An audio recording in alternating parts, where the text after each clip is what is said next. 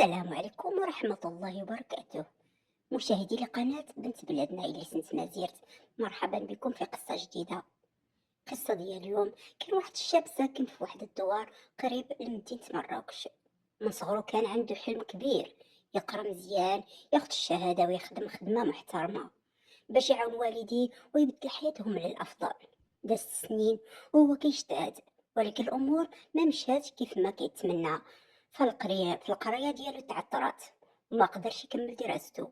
من بعد بدا كيقلب على الخدمة من باب لباب، ولكن بلا نتيجة. كل نهار كان كيرجع للدار مهموم، وكيشوف صحابو اللي كانوا كيقراو معاهم بداو يخدموا وهو مازال يقلب على فرص. ولكن كيقول الحمد لله، هادشي اللي مكتب الله. ولكن رغم هادشي كامل ما فقدش الامل، كان ديما كيقول الله ما كيضيعش تعب اي واحد. واحد النهار خرج مع الفجر وقصد مراكش باش يقلب على خدمة. هو غادي في الطريق لقى راجل كبير في السن محتاج المساعدة. وقفت له الطوموبيل في الطريق، وقف معاه وساعدو بلا ما يتسنى حتى مقابل.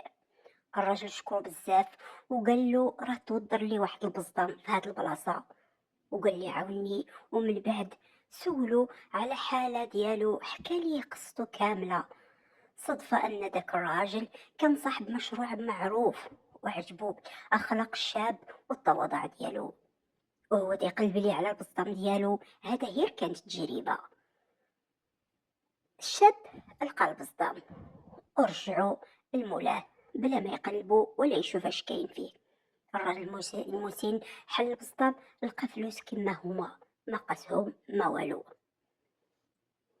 الرجل المسن طلب النمرة من السيد، عطاها ليه، وهناك تفرقوا. بعد أيام قليلة عيط عليه وعطاه فرصة عمل. الشاب خدم بجد واجتهاد، مع الوقت ولا من أحسن العاملين عنده، وتبدلت حياته كاملة. وهذا الراجل المسن مرض واحد المرض خايب، وكاينه عنده واحد بنت ديالو كتخدم معاه في البيرو. تا واحد ما عرف بأنها بنته. فجأة وصل الأخبار بأن الشيخ المسن توفى، والشركة تسدى 3 أيام. الموظفين معهم الشاب مشاو لدار المسن باش يعزيوه. لقاو الفتاة اللي كاينة خدام مع الشيخ المسن في البيرو كتبان بأنها بنته. الناس عزاو ومشاو. من بعد 3 أيام جا الاتصال من الفتاة إلى الشاب: ضروري تجي عندي دابا للدار. قالت ليه غدا غادي نمشيو نحلو الشركة. الراي الله يرحمه وصاني عليك، انت هو المسؤول في الشركة.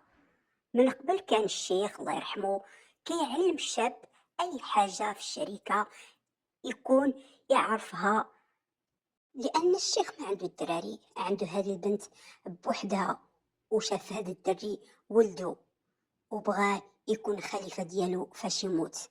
علمو كل شي في الشركة، وراه كل شي الأسرار وأي حاجة اللي خصو يعرفها.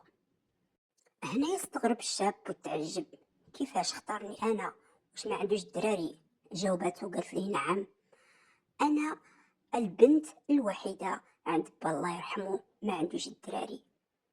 الصباح ناضوا مشاو للشركة، والموظفين تستغربوا تتعجبوا أن الشاب الغريب ولا هو صاحب الشركة. كل شي جا سلم عليه وأعلن أنه خطب بنت الشيخ الله يرحمه، أنه غيتزوج بها على قريب.